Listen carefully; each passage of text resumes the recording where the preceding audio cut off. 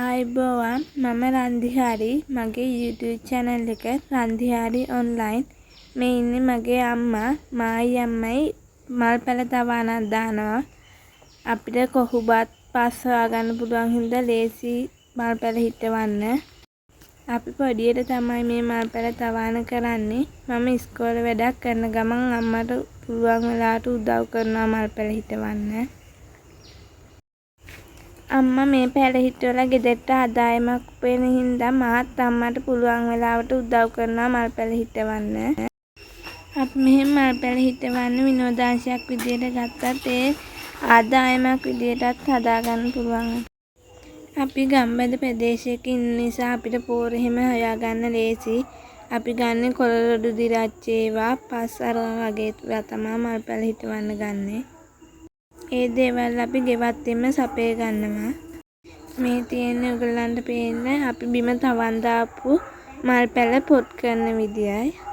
අපි ඉස්සරහට පළතුරු පැල හිටවන විදියත් ඔයගලන්ට ගේන්න බලාපොරොත්තු වෙනවා. එතකොට ඔයගලන්ට මල් පැල වගේම පළතුරු පැලත් අපෙන් ලබා ගන්න පුළුවන් වෙනවා.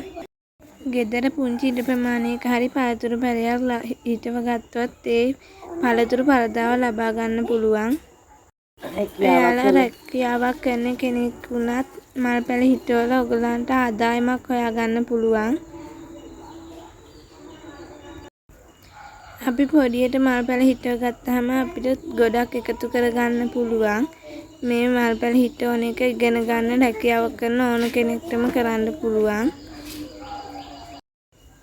අපි එහෙම ආදායමක් උපයගන්නේ ගෙදරට ලොකු ශක්තියක් වෙනවා.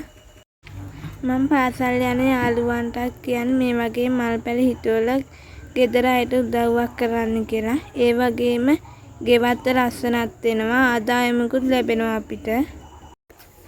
මම මේ YouTube channel එක අලුතෙන් තමයි පටන් ගත්තේ. මම මේ හරහා අපේ මල් පැල විකුණන්නත් බලාපොරොත්තු වෙනවා. ඉස්සරහට මේ වීඩියෝ වලින් තව අපේ තියෙන මල් පැල ඔයගොල්ලන්ට මම පෙන්නන්නම්. ඉතින් ඔයාලා මේ වගේ වීඩියෝ බලලා ඔයාලටත් අවශ්‍ය වෙන මල් පැල තියෙන අපෙන් ලබා ගන්න පුළුවන්. ඉතින් මම ඔයගොල්ලන්ට කියනවා මේ වීඩියෝ එක අනිත් අයත් එක්ක බෙදා ගන්න කියලා. මමයි අම්මයි දැන්ට සැන්ඩ්‍රියානා මල් අතුවවලා මුදල් උපයගෙන තියෙනවා. අපි ඒ සැන්ඩ්‍රියානා පැල ගැන වැඩිදුරටත් අධ්‍යයනය කරනවා. ඒ වගේම අනිත් මල් පැල ගැන මම උනන්දුවෙන් දැන් විස්තර හොයනවා. මේ මල් පැල හිටවන එක ගැන මම උනන්දුවෙන් කරන නිසා මට අලුත් දැනීමකුත් ලබා ගන්න පුළුවන් වෙනවා. මේ දවස්වල පවතින ගම් වතුර උදුර නිසා ගොඩක් අයට කරදරවලට මුහුණ දෙන්න සිදු වෙලා තියෙනවා. අපේ ප්‍රදේශයේ සමහර අයට ගම් වතුරෙන් කරදර වුණා. අපි ඒගොල්ලන්ව බලන් ගිහින් අපි හැකියාවෙන් උපකාර කරා. ඒ වගේ කරදරවලට මුහුණ දුන්න අයට පුංචි හරි උපකාරයක් කළා සහනයක් වෙන්න ඔයගොල්ලන්ට පුළුවන්.